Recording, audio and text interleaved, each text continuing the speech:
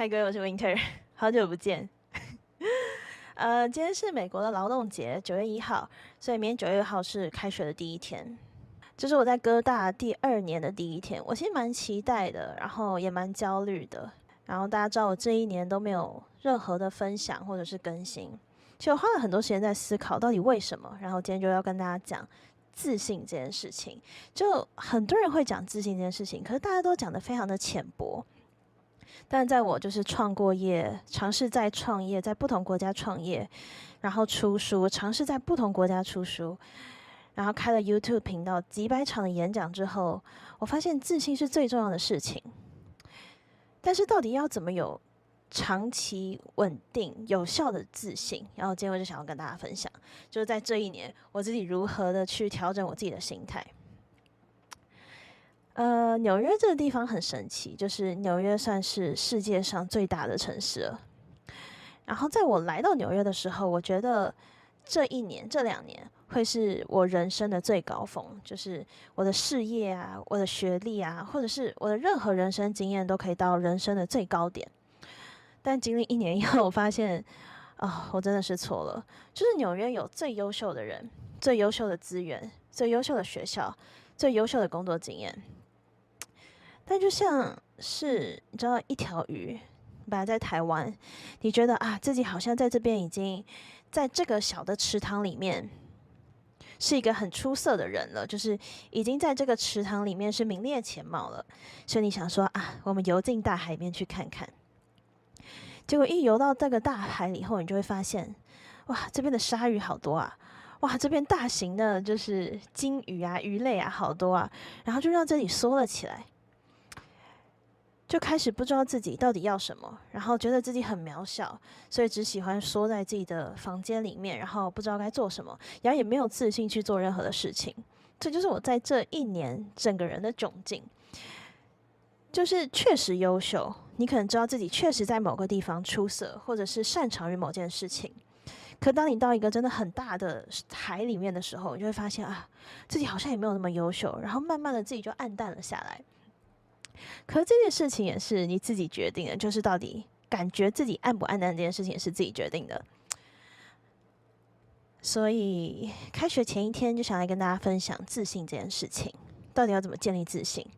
你知道现在就是我们最大的难题是因为社群媒体的关系，然后每一个人每天都在接触非常非常多就是外界的声音。就不同人会给你不同的讯息，好比说一个人喜欢你的 post， 或者一个人 share 你的 post， 或者是有人赞美你，他在评论里面，或者是不喜欢你，这些都会大幅影响我们自己的自信。现在最大的危机就是，如果你觉得你自己聪明的话，你并不见得是聪明。比方说，那如果他觉得你聪明的话，你也不觉得是聪明。你要他认为你是聪明的，你才会觉得是自己是聪明的。你懂这种 validation 的概念吗？就是我们每一个人都希望有大家的肯定，就有点像是你觉得你自己优秀，你不会觉得自己真的是优秀的。你爸妈觉得你优秀，你也不会觉得自己真的是优秀的。可是当今天你觉得你爸妈确定你自己是优秀的时候，你才会相信你自己是优秀的。这就是大家现在的窘境，就是太多外界的声音了，然后我们需要非常非常多人的肯定，我们才可以确信自己是怎么样子的一个人。但我觉得这件事情非常非常的吊诡，就是很多人，好比说我自己作为一个 influencer， 就是每一天都有非常非常多人看到我，然后很多人都会给我评论，很多人都会给我不同的声音。可是说穿了，他们也只是就是滑到我的 post， 然后看了1分钟，然后他们就可以留下他们可能认为他们认识我的话。但这样就很奇怪，就是但我们还是放在心上，你知道吗？然后就觉得很奇怪，其实这些人一点都不了解你，他们只借由了那1分钟认识了你，然后留下了他们的想法。但是我自己活了20几年，真的可以用他们这样1分钟的认识去断定我是怎么样子的人吗？可是我确实就会把他们那一句话放在心上，然后认为自己是一个怎么样子的人。然后我觉得这是一个现在非常非常严重的问题。所以我今天想要跟大家分享5个方式，就是我自己在经历了1年的沉淀之后，然后我也决定重新想要跟你们分享一些比较深入的话题的时候，我自己怎么做的，就是关于重拾自信这件事情，然后重新面对镜头，对我来说也是一件非常困难的事情。然后想要跟大家分享关于我怎么重拾这个自信。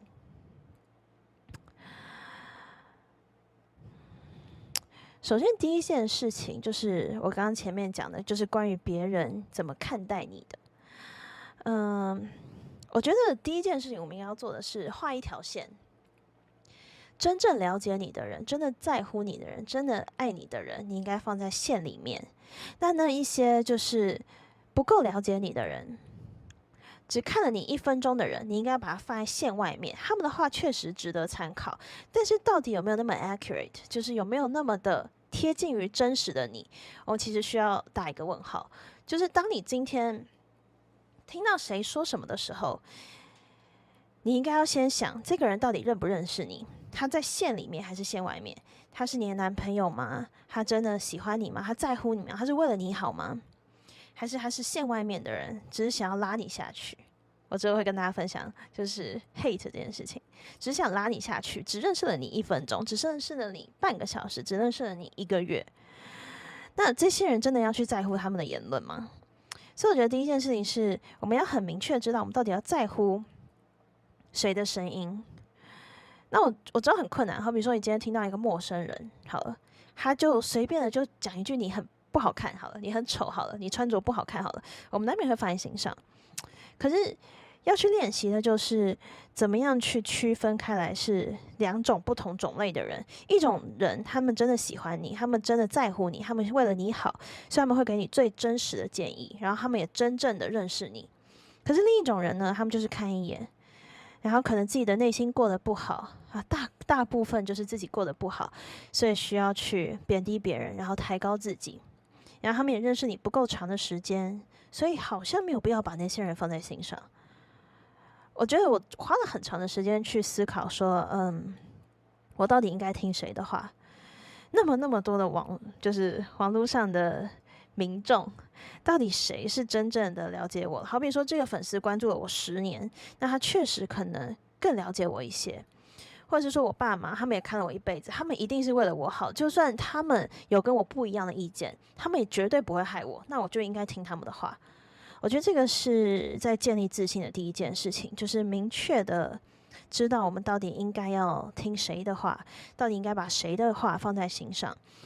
但我知道，就是当我们听到就是不同的声音的时候，苛责自己的声音的时候，或者是贬低自己的声音的时候，还是会很不舒服。然后我现在的做法就是，好，你深呼吸3口气，深呼吸，然后呢，想第一个问题是，这个人真的了解我吗？其实这个问题就非常明确，就是他不了解你。那第二个问题就是，他们只是非常无心的讲了一句话，要你感受不舒服。他们可能明天就忘记了，因为他们每天要抨击很多的人，可是你却把就是他的话放在心上，然后影响了自己的自信，影响了自己要做某件事情的欲望或者是动力。那这样不就是非常的就是不平衡吗？就是别人只是随便讲一句话，然后就影响了你整个人的心情，整个人的行为，不会觉得好像很容易就给别人占了便宜嘛？所以说，第一件事情，想这个人到底了不了解自己；第二件事就是他讲的真的是正确的吗？他给你的意见真的可以听吗？那如果可以听的话，那就是吸取这次的教训。那如果不是的话，那是不是就是再深吸几口气，然后把这件事情放在后面，不要让这件事情影响到自己的自信。第二件事情是，我前面说了，我休息1年嘛，然后这1年我就是不断的就是稳定自己的身心状况，因为大家知道就是。我在之前就是每个礼拜都有非常多演讲，然后每个礼拜都有非常多就是出镜上镜的机会，然后我觉得那个对于我的身心灵的状况压力真的非常非常的大。然后这1年我调整了好自己整个人的健康，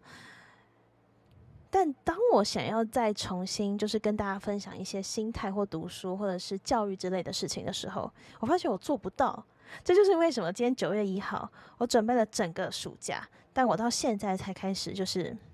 重新面对镜头。我前面觉得就是我应该要把自己整理好，准备到100分，然后我有非常就是强韧的自信，然后让我自己重新在镜头前面。但后来我发现不是这样子的，就是自信它并不是说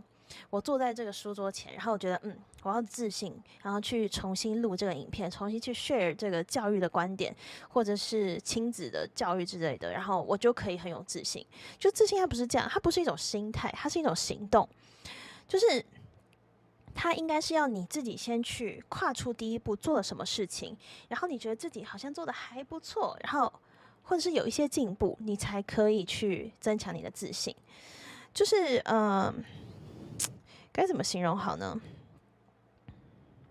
好比说你今天要开始打篮球好了，那你总不可能坐在书桌跟大家自己讲说我要有自信，我的篮球可以打得很好，你就很有自信吧。就算你因为这样子获得了自信，你也知道这是自欺欺人。所以你应该做的做法是拿着一颗篮球，然后去投篮。第一球没进，第二球没进，第10球进了，你就要因为这件事情增强一点点自信，说我起码有进步，就算我不是最好的，但我起码有进步，这个是自信的来源。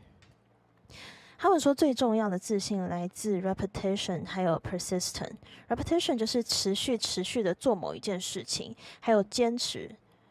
和毅力。为什么你知道吗？当你今天比如说只投篮投了1天，然后你投进了10颗，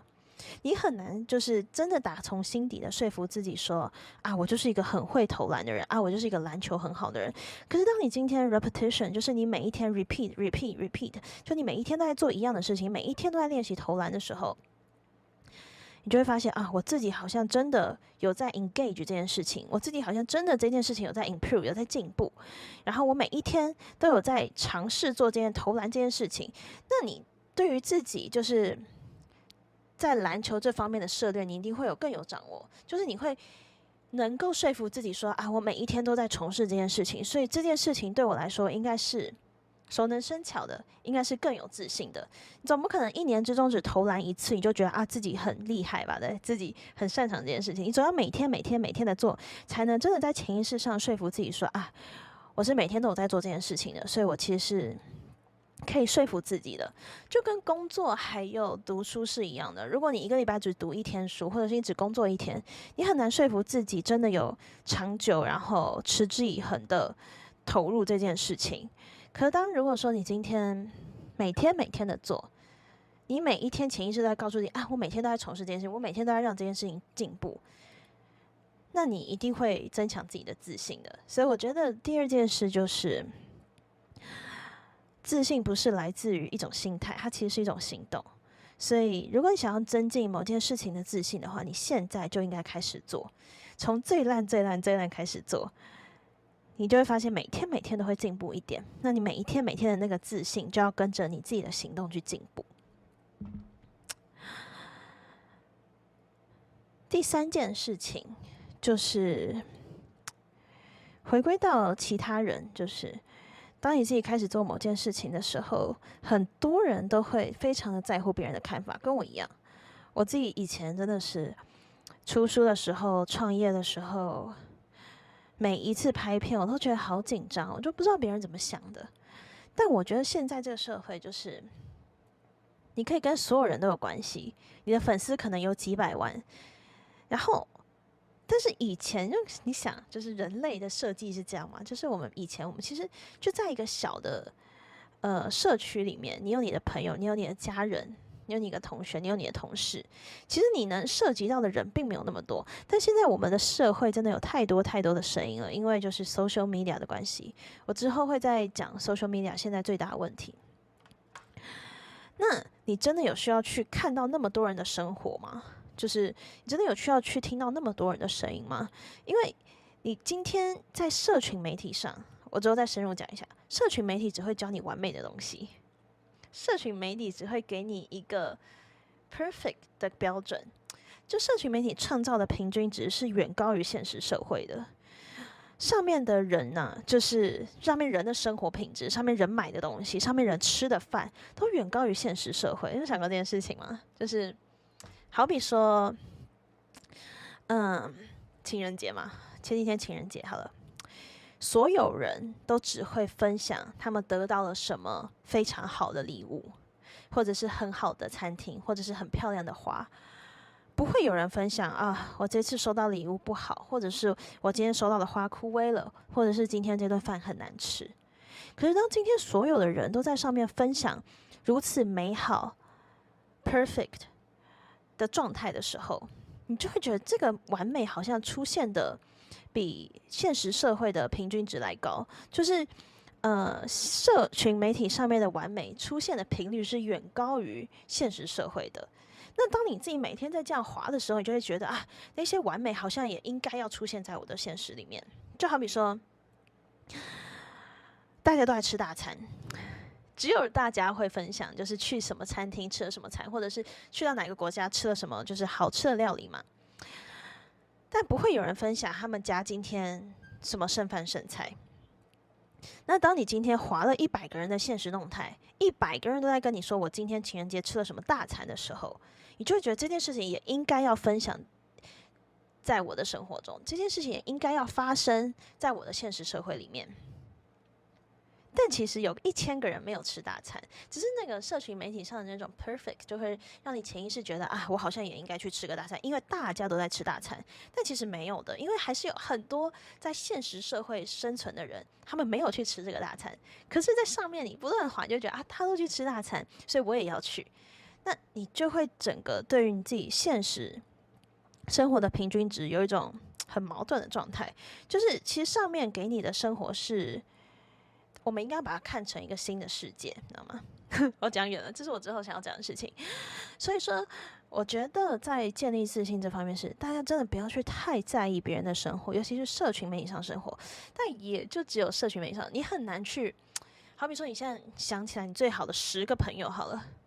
你也不可能每天见到他们，你知道吗？像我最好的朋友在台湾，我就1年都没有见到他们。我怎么知道他们就是他们做了什么事情，吃了什么饭？我能看到的只有社群媒体，可是那上面真的只有好的一面，所以我自己用社群媒体用的非常的少。就算我是一个就是算是一个 influencer 好了，但是我自己只要发完文之后，我永远就是下线，就是我非常非常的不喜欢在上面逗留，我也不太看我朋友的现实动态，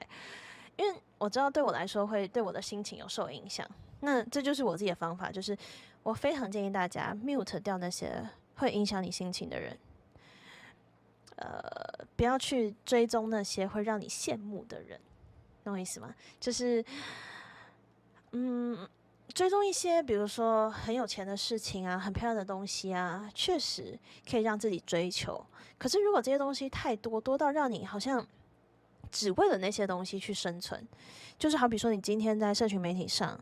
你看到谁去一个餐厅里面吃了非常非常非常昂贵的料理，然后你工作你就只是为了去吃那个东西的话，那你就会觉得，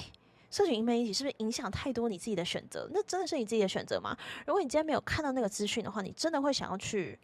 吃那个大餐吗？或者你真的想要去买这个包吗？只是因为大家都有，所以你真的想要一个香奈儿的包、爱马仕的包吗？对，那你会觉得就是好像那些无关紧要的人影响你太多了。然后让那些无关紧要的人去影响自己，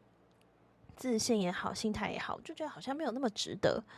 所以说，我觉得，第3件事情回到人，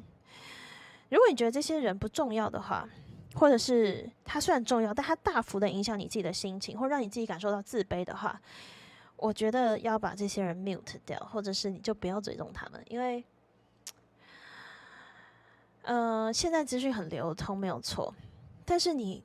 还是有选择去接收怎么样子的资讯，不是说现在资讯很流通，你就应该要接受所有的资讯。我们能做的东西应该是如何明智的选择对于自己好的资讯，不是他说你好，而是你觉得这些资讯能够帮助到你，或者是稳定你自己的心态，或者是稳定你自己的人生观。一个就是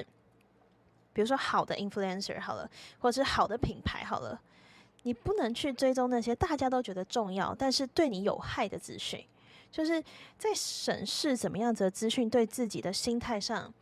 有助益的时候，我觉得大家需要去思考这件事情。所以我自己之前也 mute 掉我很多的朋友，并不是不好，而是我觉得他们的分享会影响到我自己对于人生的选择。那我没有办法就是去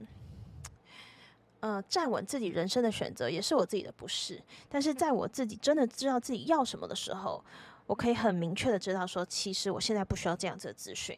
我不需要看到你的动态。好，我觉得这个是建立自信一个很重要的事情，因为太多人会一直影响你的自信。就是但长辈都说人比人比不完，就你永远没有办法就是知足在社群媒体上。可是我想跟大家分享，就是我爸最常讲的话就是知足常乐。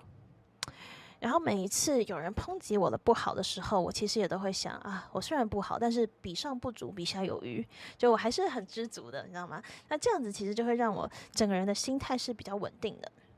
这样子就会让我真的能够再去做自己想做的事情。那我想要做的事情，或者是我擅长的事情，没有必要跟任何人去比较。没有任何人可以决定我自己喜欢什么，或者是擅长什么，真的是这样，就是没有任何人可以决定你擅长什么。对，这是我觉得在自信上很重要的一件事情。审视就是自己的资讯，然后筛选自己到底每一天要接收到什么样子的资讯。接下来第4件事情就是关于自信。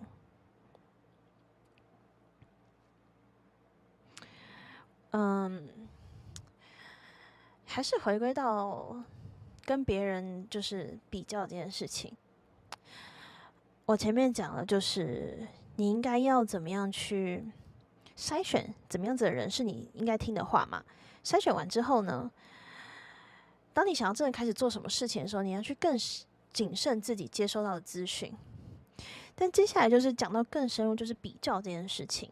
就是你真的有需要跟别人比较吗？我前几天在现实动态上面讲了，就是真正的自信是当你走到一个房间里面的时候，你觉得自己不需要跟任何人比较，你也很坦荡，你也很优秀。不是说你今天走到一个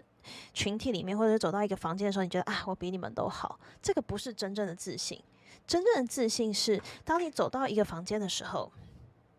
我不需要跟你们比较，我也一样好，我也一样优秀，我也一样知道自己擅长什么，我一样知道自己喜欢什么。我不需要去跟你们比较，说我穿的比较好，或者是我哪里比较优秀，或者这次考绩比较好，这次成绩比较好。就有点像是你今天走到一个班上的时候，你不需要去觉得啊，我这次考的比你们好，所以我比较优秀。真正的自信是你今天走到一个班上的时候，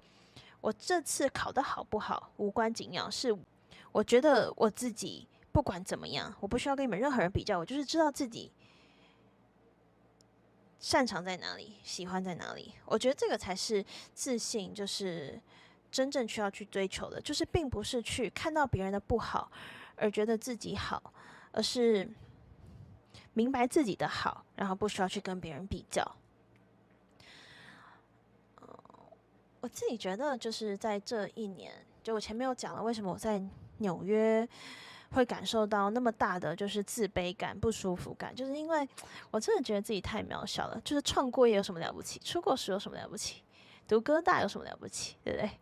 但是这样的心态都来自于就是跟太多人比较了，然后永远比不完。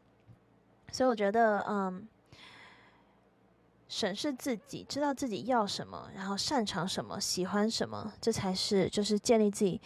良好的心态的第一步，就是那种 peaceful 的感觉，你知道吗？要有自信。我自己在我之前的书里面有讲过自信这件事情，因为我觉得，当我没有自信的时候，我真的是什么事情都做不来。我在我自己的第一本书，就是从读书到考试你可以更好里面有讲过，就是我自己在北一女的时候，最后考得最好的那些同学，他们都是心态非常非常稳定的同学，然后那些就是心态不好、会焦虑、担心自己考不好的人，其实最后都没有考得很好。可以念一小段，就是我在第一本书里面写的事情给你们。就真正的自信不会因为他人的一句话就膨胀，也不会因为他人的一个批评就枯萎。自信建立起来很不容易，它就像是刚刚升起来的火苗，很微小，很脆弱，只要一阵风、一阵雨就会熄灭。但是我们必须要有耐心的添柴火，慢慢的放，轻轻的扇，让火势逐步的烧烈。稳定之后，那把火就会是在我们心中非常永恒，然后明确的一束光。这点像就是我们前面讲，就是你要持续的做某一件事情，然后让自己有自信。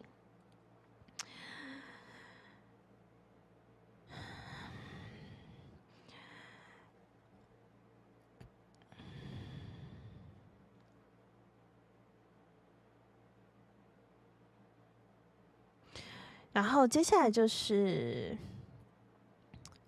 最后一件事情，就是在建立自信的时候，前面讲我们一定会就是把自己调整好，然后开始做某一件事情之后，你一定会遇到挫败，就像我自己创业一样，就像我自己出书一样。我花了5年的时间才出了我自己第一本书，很久的时间了。我自己在高3毕业那年，我在我自己第一本书里面有讲，我在高3毕业那年，我在暑假的时候我写了3万字，然后我就拿着我的电脑，然后呢找到一间 Google Map 上离我家最近的出版社，然后就走到出版社里面跟他说我要出书。但我到现在都没有办法理解我为什么可以做出这样的事情。可是我觉得我人生最好的特质就是我真的不太害怕做什么，因为我每一次在做某一件很像这样很鲁莽的事情，或者是很紧张、很需要勇敢的事情的时候，我都会觉得，就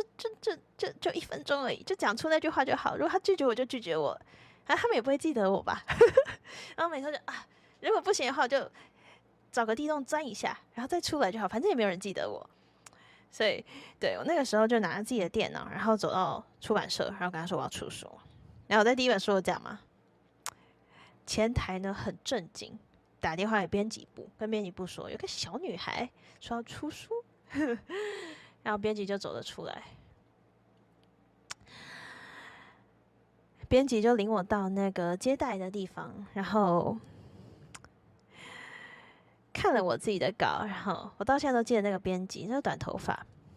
他就说时间一定会报答我的。讲到这边都快哭出来，你知道吗？因为真的是好久以前的事情。然后之后那个出版社就是我第2本书出版的出版社，然后第2本书其实就只是我 Instagram 的一些集结，它叫做《谁的青春不是被吹得东倒西歪》。然后我也在5年之后就是出版了我自己的第1本书，然后也在6年之后回到了那个出版社去出版了我的第2本书。我一直记得在北一女的时候，你知道，我们不是书香世家，然后我爸妈也不是读书人，就我爸妈并没有读大学，就不是就是家里医生啊，家里显赫出来的。可是我一直很感谢我爸妈，就是教了我就是做人最重要的事情，还有一些心态之类的。我跟你们分享，就是在北一女的时候，我在1年级的时候，我爸妈从来没有看过我在北一女的成绩单，因为我从小到大可能名列前茅的，进了北一女之后，我第一次段考考第27名，然后想起来都快哭了，然后考第27名之后回到家，我就是拿了我的那个成绩单给我妈，跟我妈说，你可以看这个成绩单，可是我下一次会考得更好，所以我想要在我考得更好的时候再把成绩单给你看。结果第2次段考我考了第29名，想起来都快哭了。然后我还是跟我们爸妈讲了一样的话，就是成绩单在这里，你们可以看，但是我下一次会考得更好。我想要在我考得更好的时候再给你们看。所以他们从来没有看过我的成绩单，在1年级的时候。然后直到第2年级的第一次段考，我终于考了第8名、第9名。然后我记得我把我的成绩单放在桌上给我爸看，就是我就永远记得，我爸穿着衬衫，然后下班回来，然后我把成绩单拿给他看，然后我觉得他非常高兴，然后我自己也非常高兴，因为就我兑现了自己的承诺，就算我花了1年的时间，我不期待自己考到第1名，我不期待，因为我就不是一个就是出身聪明的人，但我很感谢自己，就是遵守了自己的承诺，就是实现了给自己的 promise，所以我觉得你才是唯一。就是那一个可以就是给自己时间的人，很多人可能会觉得就是爸妈或者是你的另一半会是最爱你的人，没有错。但是你必须是最爱你自己的那一个，就是他们没有办法在永远无时无刻帮助你，但是当你今天需要支撑自己的时候，你是唯一一个可以及时帮助你自己的人。我记得上礼拜我很伤心，就是我会再讲更多亲子沟通的问题，但是上礼拜我看到一个女生跟我说，她今年上了中山女高。然后他爸爸一直跟他说：“哦，你就是侥幸上中山女高啊，你就原本就连松山都上不了。”我觉得这件事情听得很心碎。但是，当你知道你今天的重要他人也这样子讲的时候，你要知道他们，嗯，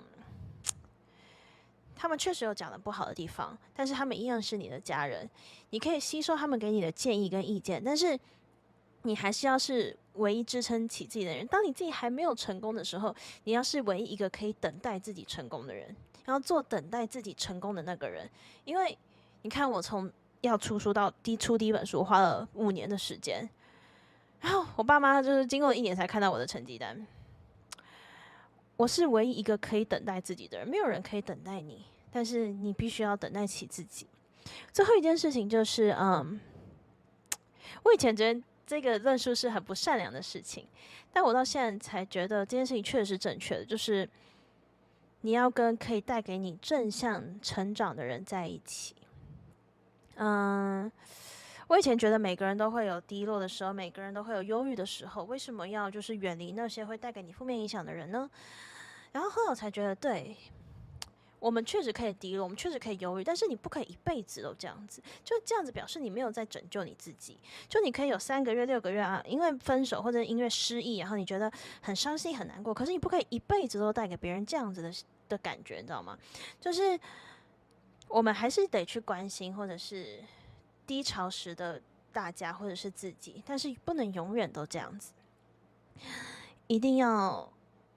远离那些永远只会带给你负面影响，会把你拖下去的人，因为我觉得这样子他们也没有在为你思考。很多事情大家可能觉得很鸡汤，可是鸡汤这2个字，其实很多时候我觉得只是一个标签，就是很多人会把很多事情冠上鸡汤的名义，可是我觉得，它很多事情确实有效，就是你们要每一天的跟自己有正向的对话，起码你自己要先喜欢你自己，别人才会喜欢你。那重新面对镜头，我拍的第一个 reels， 我觉得最困难的事情就是我完全不喜欢自己录的东西，我觉得自己就是很奇怪，你知道吗？然后我觉得哪里讲的不好，哪里讲的不好，那其实已经很好了，就是我要做了，我才会进步。我并不能就是坐在书桌前面说，我要录一个很好的影片，我就会录得很好的影片。我一定要开始这件事情，我才可以有进步。所以我觉得很重要的就是你要给自己正向对话，然后肯定自己。我现在确实做的没有100分，但起码我有个60分吧，比0分好多了。那下次进步个1分、2分、3分，并不用再像我花了5年的时间，你不用在下一次就到满分投篮一样，你不用再下一次就一定要投进去，但是你一定要就是给自己正向对话，你有在进步，只是还可以更好这种心态。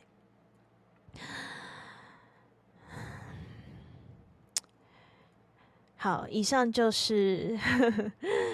关于自信的分享。